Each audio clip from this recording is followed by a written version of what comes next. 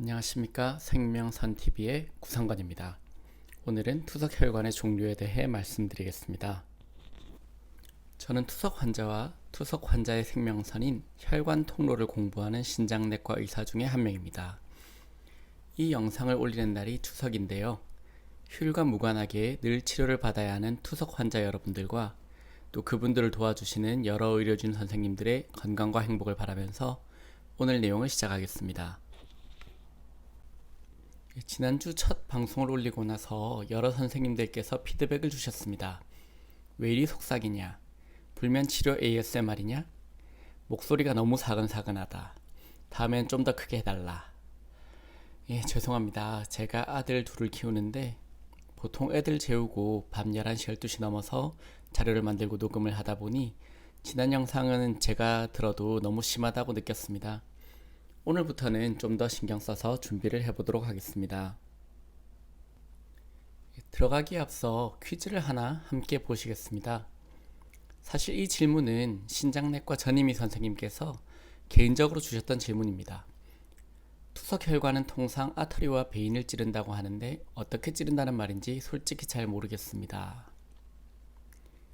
이 질문은 인공신장실에서 근무하는 간호사 선생님들은 거의 틀리지 않으시겠지만 아마 내과 전공의 선생님들이나 전임의 선생님들은 긴가민가 하실 수 있는 문제라 생각합니다. 그리고 투석혈관을 주제로 한 영상 자료들을 만들어야겠다고 제가 생각하게 된 계기 중에 하나이기도 합니다. 아터리와 베인을 엔드 투 사이드 아나스토모시스를 한 피스출라를 예로 들어보겠습니다. 여기에서 1번은 동맥을 A, V 두 군데 찌른다. 2번은 동맥을 A로 찌르고 V로 정맥을 찌른다.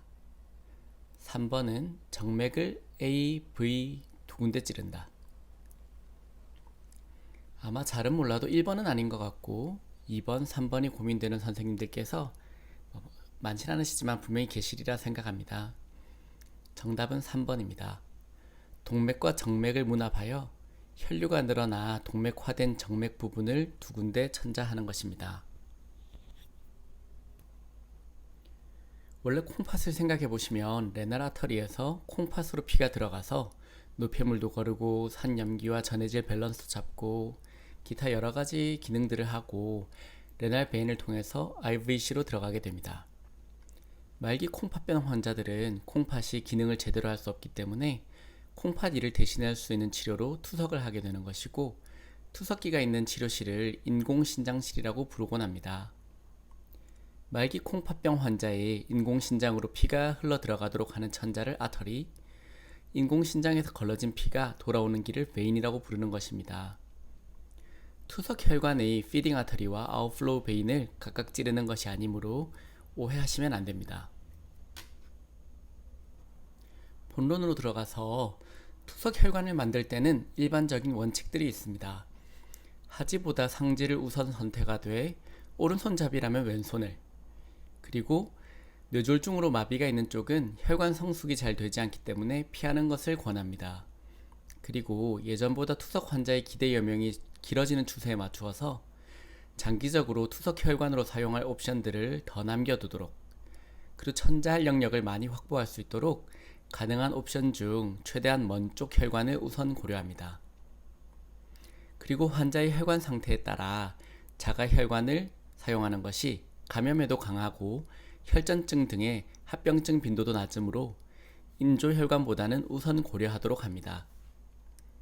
이전에 도관이나 인조혈관보다 자가혈관으로 투석혈관을 미리 조성하고 사용하도록 하는 피스출라 퍼스트라는 슬로건을 사용하였는데 2019년 케이도키 가이드라인에서는 꼭 피스출라를 우선해야 된다고 구애받기보다는 환자의 기대 여명이나 혈관 상태들을 고려하여 개별화된 접근을 권유하는 Patient First라는 개념이 새롭게 제기되었습니다. 예를 들어 기대 여명이 1, 2년 정도 되는 환자에서 동맥의 석회화도 심하고 정맥이 직경이 좁은 상태에서 무리해서 네이티브 피스출라를 만들기보다는 인조혈관을 선택하는 것이 더 좋은 선택이 될 수 있다는 이야기입니다. 지난 시간에 배웠던 내용을 리마인드 해보겠습니다. 서브클레비안 아터리, 엑실라리 아터리, 브라키얼 아터리 순으로 진행하여서 통상 팔오금에서 약간 떨어져 라디알 아터리와 얼나 아터리로 나뉘게 됩니다. 이후 정맥은 슈퍼피셜 베인인 세팔릭 베인이 주로 투석 혈관에 사용이 되는데, 팔오금에서 메디안 안테큐비탈 베인과 상완의 세팔릭 베인으로 분지가 되고, 메디안 안테큐비탈 베인은 바실릭 베인과 만나게 됩니다. 딥베인인 라디안 베인과 얼나 베인은 합류하여 브라키알 베인이 되고, 팔오금 부위에서 슈퍼피셜 베인과 연결되는 퍼포레이터 브랜치가 보통 존재합니다. 브라키알 베인은 바실릭 베인과 만나 엑실라리 베인이 되고, 상완의 세팔릭 베인은 굴곡진 세팔릭 아치를 지나 엑실라리 베인과 90도로 만나 서브클레비안 베인, 이노미네이트 베인, IVC를 거쳐서 심장으로 들어가게 됩니다. 통상 투석 혈관에서는 딥베인보다 슈퍼피셜 베인이 혈관 조성에 중요한 역할을 하는데, 가장 멀리 있는 슈퍼피셜 베인인 포어암 세팔릭 베인과 라디알 아터리를 문합한 라디오세팔릭 피스출라입니다. 통상 투석 혈관 조성의 최우선으로 고려되는 옵션이고, 처음으로 이 혈관을 고안하고 만들어낸 브레시아, 시미노, 아펠 세 사람 중에 브레시아와 시미노의 이름을 따서 브레시아 시미노 피스출라라고 하기도 합니다. 이 두 사람의 이니셜을 따면 BC가 되는데, 이는 브라키오세팔릭 피스출라와 혼동을 줄 수 있어 라디오세팔릭 RC 피스출라라고 부르는 것이 좋겠습니다. 투석 혈관을 만드는 서전의 취향에 따라 통상 손목보다 약간 더 높은 레벨에서 라디오세팔릭 피스출라를 조성하는 경우도 드물지 않게 볼 수 있습니다. 이런 타입의 투석 혈관은 문합부 주변의 정맥이 꺾이는 부위인 스윙 포인트에서 협착이 반복되는 경우가 많고, PTA 등 시술을 시행하거나 시술 빈도가 잦을 경우 근위부에 재문합 수술을 하기도 합니다. 통상적인 라디오세팔릭 피스출라와 보다 더 먼 곳에서 투석 혈관을 조성할 수 있는 해부학적 코담백갑 분위의 스너프박스 AV 피스출라입니다. 우리나라에서는 보기 힘들지만 코담배를 즐기는 외국에서는 저 위치에 담뱃가루를 넣고 흡입을 해서 그런 이름이 붙었다고 합니다. 흔하게 볼 수는 없지만 마찬가지로 서전의 취향에 따라 해당 부위에서 수술이 가능하다면 적극적으로 고려하시는 센터도 있습니다.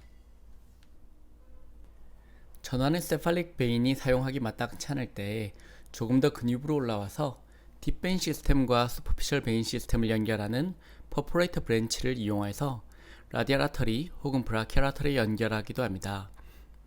이 수술을 고안한 의사의 이름을 따서 그락트 피스출라라고 불리기도 하는데, 이는 브라키오세팔릭 피스출라에 비해 션트 플로우가 한 가지로만 흘러가지 않고 세팔릭 베인과 베실릭 베인으로 나뉘어 흘러가기 때문에 브라키오세팔릭 피스출라의 가장 흔한 고민거리인 세팔릭 아치 스테노시스가 발생할 확률이 낮다는 장점이 있습니다. 다만 메디안 안테큐비탈 베인으로 플로우가 주가되어서 베실릭으로 혈류가 집중이 되고 세팔릭 베인이 잘 자라지 못할 경우가 생길 수 있다는 것이 단점으로 꼽힙니다.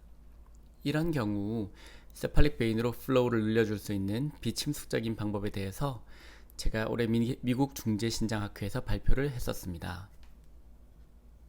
제 발표 당시에 지금 현재 미국 중재신장학회장님이 사진을 찍어서 트위터에 공유를 해주기도 하셨고, 그때 미국에서 투석 혈관 중재 시술을 처음으로 한 신장내과 의사이자 초대 중재신장학회장인 닥터 베사드와 사진도 함께 찍었습니다. 머리가 기름에 쩔어서 참 못났는데 그때 발표했던 내용들은 다음에 기회가 되면 한번 소개해드리겠습니다. 거의 비슷하게 메디안 안테큐비털 베인과 세팔릭 베인 분지하는 지점을 라디알 아터리 혹은 브라키알 아터리에 붙이는 경우도 있습니다. 앞에 말씀드린 퍼포레이트 브랜치를 문합한 경우와 거의 유사한 특징들을 보이게 됩니다. 통상 라디오세팔릭 피스출라가 불가한 상황에서 그 다음으로 흔하게 선택하게 되는 브라키오세팔릭 피스출라입니다. 세팔릭 베인을 브라키알 아터리에 문합하여 앞에 보여드린 피스출라와 다르게 상완의 세팔릭 베인 한 가닥이 단독으로 션트 플로우를 받게 됩니다. 션트 플로우가 과잉한 하이 플로우 피스출라의 경우에는 급격한 커브 구간인 세팔릭 아치에 흔히 반복되는 협착을 유발할 수 있어 혈류량에 꾸준하게 관심을 가져야 하며 저희 병원의 경우 혈류가 과잉한 경우 예방적으로 혈류량을 줄이는 수술을 시행하고 있습니다. 바실릭 베인은 세팔릭 베인보다 깊게 위치하는 경우도 많고 좀 더 쉽게 움직이기 때문에 천자를 하기가 어렵습니다. 게다가 브라키얼 아터리, 메디안 너브와 주행이 비슷하여 잘못 천자를 할 경우 손상을 유발할 수 있어 그대로 쓰기보다는 혈관을 박리하여 찌르기 쉽도록 방향을 돌려주는 트랜스포즈드 바실릭 베인 AV 피스출라를 조성하기도 합니다. 환자의 사진을 자세하게 보시면 바실릭 베인을 박리하기 위해 길게 인시전을 넣은 흉터를 확인할 수 있습니다. 서전마다 선호에 따라 처음 브라키얼 아터리와 문합을 하면서 트랜스포지션까지 원스텝으로 시행을 하기도 하고 브라키얼 아터리와 문합을 우선 하고 수술을 마친 다음에 바실릭 베인이 어느 정도 성숙이 되고 나면 세컨드 스테이지로 트랜스포지션을 시행하기도 합니다. 앞에 보여드렸던 타입들은 모두 자기 혈관끼리 문합한 케이스이고 자가 혈관의 상태가 좋지 못할 경우 PTFE 재질의 인조혈관, 그라프트를 이용하여 투석 혈관을 만들기도 합니다. 통상 전환의 인조혈관을 사용할 경우에는 U자 모양으로 루프를 만들어 포암 유루프 그라프트라는 이름의 투석 혈관을 만들 수 있습니다. 대개 피딩 아터리는 브라키얼 아터리를 사용하고 아웃플로우 베인은 세팔릭 베인, 바실릭 베인 등 슈퍼피셜 베인을 우선 선호합니다. 브라키얼 딥베인의 경우 밸브가 많고 브라키얼 아터리와 붙어서 주행을 하는데 같은 페이시아 내에 위치를 하여 유입 동맥이 발달할수록 유출 정맥을 압박할 수 있어 통상 유출 정맥 선택의 마지막 선택지로 쓰입니다. 저희 병원에서는 세팔릭 베인은 가능한 네이티브 피스출라 조성에 사용을 하고 그라프트는 바실릭 베인을 주로 선택을 하는데 이와 같은 주행은 휴머러스의 메디얼 에피콘다일이 그라프트가 팔을 굽힐 때 완전히 접혀서 혈전증이 생기는 것을 방지하는 효과도 기대할 수 있습니다. 팔오금 주변에서도 동맥이나 정맥의 상태가 너무나 불량할 경우에는 상완에서 브라키얼 아터리와 엑실러리 베인을 이용한 어퍼암 스트레이트 그라프트를 조성하기도 합니다. 인조혈관의 활용법은 이 외에도 다양하며 전환에서 세팔릭 베인은 상태가 양호한데 라디얼 아터리의 상태가 좋지 못할 경우 브라키얼 아터리에서 그라프트를 이용해서 포암 세팔릭 베인에 문합하여 포암 세팔릭 베인을 천잡으로 활용할 수 있게 하기도 하고 브라키오세팔릭 피스출라를 만들고 싶은데 브라키얼 아터리와 어퍼암의 세팔릭 베인이 거리가 너무 떨어져 있을 경우에도 그라프트를 브릿지로 사용하기도 합니다. 통상 그라프트를 이용한 수술은 대개 그라프트와 정맥 문합부 주변으로 협착이 잘 생기고 시로마나 슈도 애뉴리즘 등의 문제가 발생하기도 합니다. 이 외에도 상완의 혈관들을 도저히 쓰기 어려운 경우 감염의 위험이 더 높긴 하지만 피모럴 아터리와 피모럴 베인을 이용한 루프 그라프트를 만들기도 하고 드물지만 다양한 옵션으로 인조혈관을 이용한 3차 투석 혈관을 조성하기도 합니다. C와 같이 중심 동맥과 정맥을 이용하여 목 쪽에서 천자를 하는 그라프트를 넥클리스 그라프트라고 부르고 우리나라에서는 순천향대 병원 등 투석혈관 센터가 유명한 곳에서는 통상적인 혈관이 다 소진된 환자에서 이런 혈관을 만들어 주시기도 합니다. 물론 통상적인 혈관에 비해서는 오래 사용하긴 어렵습니다. 우리나라에서는 현재 사용이 불가능하지만 엘립시스나 웨이브링크처럼 수술을 하지 않고 중지 시술로 투석혈관을 조성하는 방법들도 많은 연구가 되고 있습니다. 위의 그림은 엘립시스 시스템이고 퍼포레이터 브랜치와 라디얼 아터리를 이용한 투석혈관을 조성하는 방법입니다.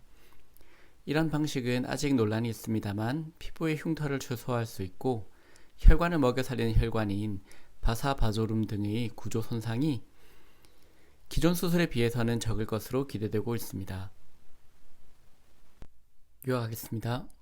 투석혈관의 타입을 파악하는 것은 투석혈관을 적절하게 이용하고 협착 등 문제가 잘 일어나는 부위와 장기 예후를 예측하는 데 도움이 됩니다. 통상 먼 쪽, 왼쪽, 오른쪽 중 주로 쓰지 않는 쪽, 자가혈관을 우선적으로 고려를 하지만 어떤 절대적인 원칙이 있다기보다는 환자에 맞추어서 개별화하는 Patient First라는 개념이 최근 대두되고 있습니다. 시작이 어렵고 두 번을 연달아 하는 것, 그리고 한 달 동안 끊기지 않는 것이 중요하다고 생각했는데 우선 두 번째를 했다는 것에 스스로 만족을 하고 있습니다. 다음 주제로 투석 혈관의 문제를 파악하는 모니터링과 감시, 그리고 투석 혈관 중재 시술을 실제로 어떻게 하는지를 소개시켜 드릴 계획들을 하고 있습니다. 앞으로도 많은 관심과 사랑을 부탁드리겠습니다. 투석 혈관과 관련된 시술, 그리고 중재신장학 분야에 관심이 있으신 분은 대한중재신장학연구회 ksdin.org로 들어오셔서 함께 해주시길 부탁드립니다. 코로나 관련으로 올해 집담회들은 정상적으로 열리지 못했지만 11월 연수강좌를 비롯하여 많은 준비들을 하고 있습니다. 투석 환자의 생명선인 투석 혈관에 많은 관심을 부탁드리겠습니다. 오늘도 경청해 주셔서 감사합니다.